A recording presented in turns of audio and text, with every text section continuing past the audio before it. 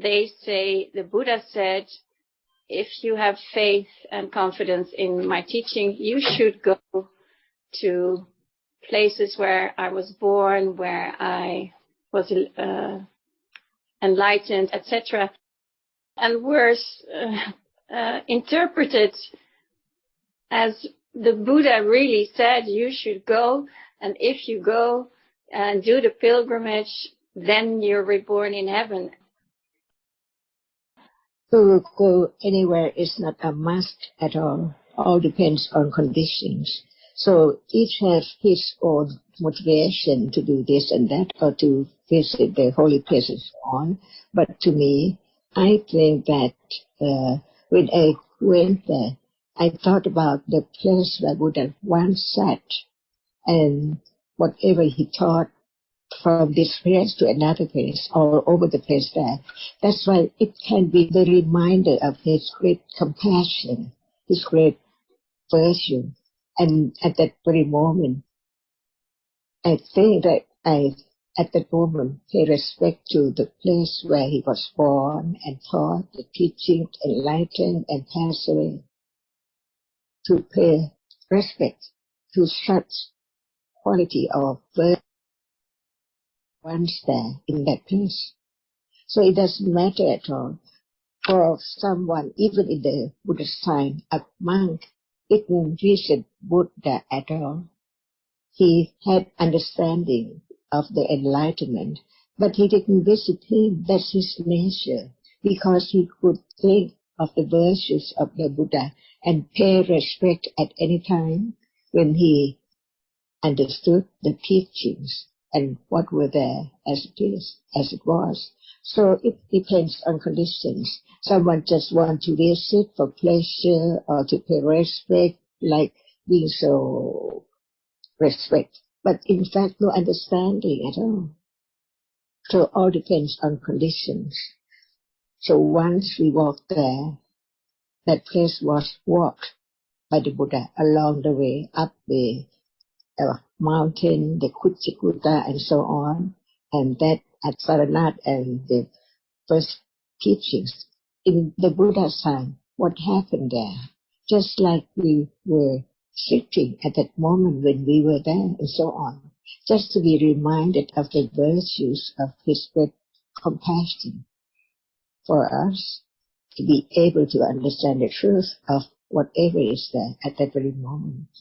Just like paying respect by reflecting on the virtues of the Buddha, Buddha-anussati and Dhamma-anussati, Sangha-anussati, all are there to be visited, to be reminded of the place once, what happened there, and so on. Even right now, I'd like to visit again, see, because we have different conditions. Some would like to go to the mountain or to the sea resort and so on. But I think that many people would like to visit the holy places and have the understanding to be reminded of his teaching and so on. Just like to go somewhere for a rest, see, to the resort and so on. But this is much more resort for understanding and health, which is wholesome, not just the body health. Isn't this only right thinking, because there are no places in reality to go to? What do you mean by right thinking? Well, you say you'd like to go there. Yes, because it's like reminded about the past, how long ago, 2,000 and more than 100 years, what happened there. But to go there is to do. It's the self that goes there. Like when you recollect the past, you think about it with attachment or with aversion or with respect or with understanding, depending on conditions. So it's not a must, all by conditions. Mm-hmm. No rule, to pay respect by walking around 3 times and so on. What were there could be the object of understanding, to let go.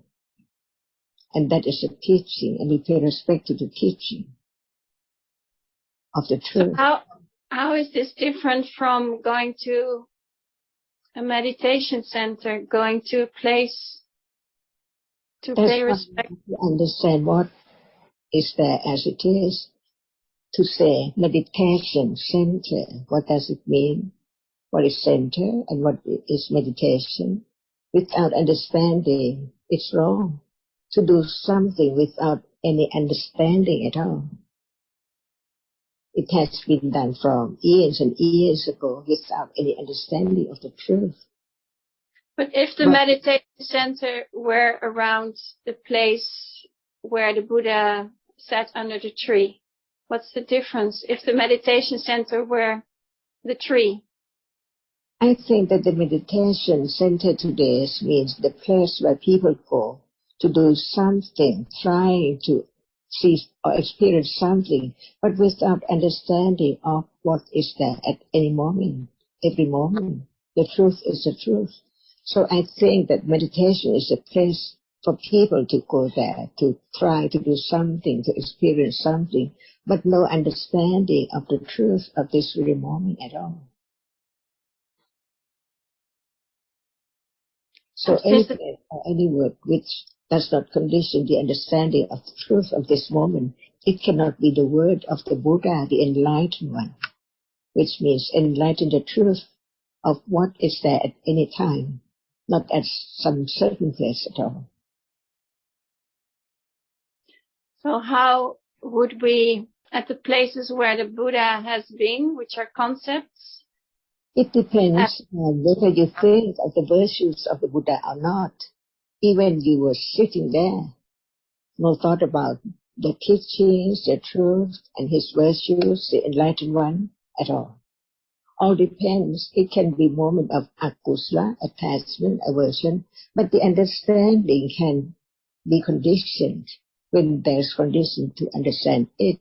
And that's the point of no matter one goes to the holy place without any understanding and try to respect what? No understanding at all. Or it can be anywhere, anytime. There can be the moment of understanding the teaching. It can be right now to pay respect, great respect to the truth of reality that he had enlightened and taught about it for everyone to consider, to have one's own understanding. So it does not depend on the place. But when we have accumulation, would you like to the sea? Would you like to the mountain? Where would you like to go? Depending on the other. But what for? To go to the sea for what? To go to the mountain for what? To come here for what? Any place can be moment of understanding by conditions. Not one just want to experience and try so hard to keep one away from the real life, natural life, ordinary life, common life. How can there be the understanding? Because what is life? It's not the moment at the meditation center, but it's now. And to go somewhere without the understanding of this very moment, how can there be the understanding when one goes to that certain place? How come? But when there's the understanding of what is there now, it can condition moment of understanding whatever arises, whatever will come, because of understanding this moment. They're saying here, they're saying yesterday, they're saying tomorrow.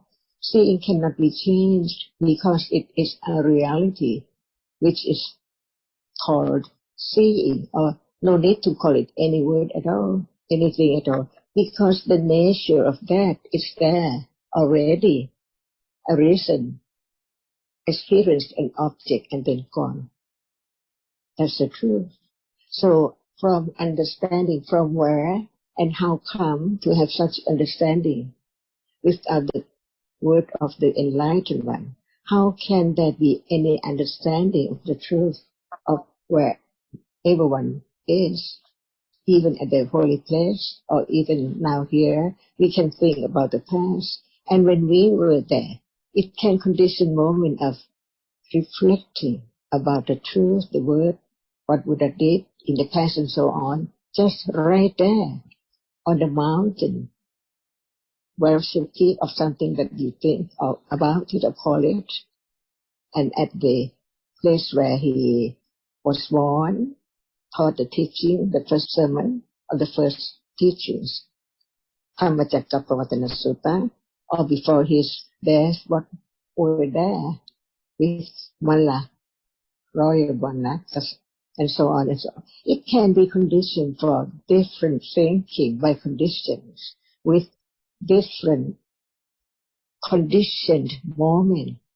Hasn't been arisen before, whatever is now hasn't arisen before at all. Just one moment in lifetime, in eons and eons, never be the same at all.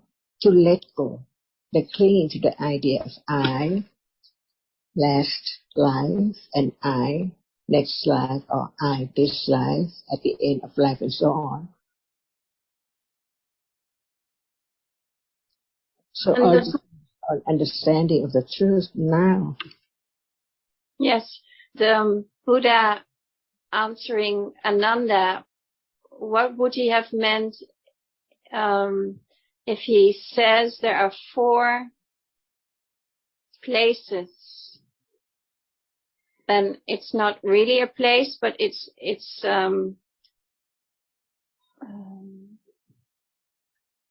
really the place, but what about what are there now and what were there then? But the place is still the same place, but not the same one, because even Rupa arises and falls away all the time until the end by conditions.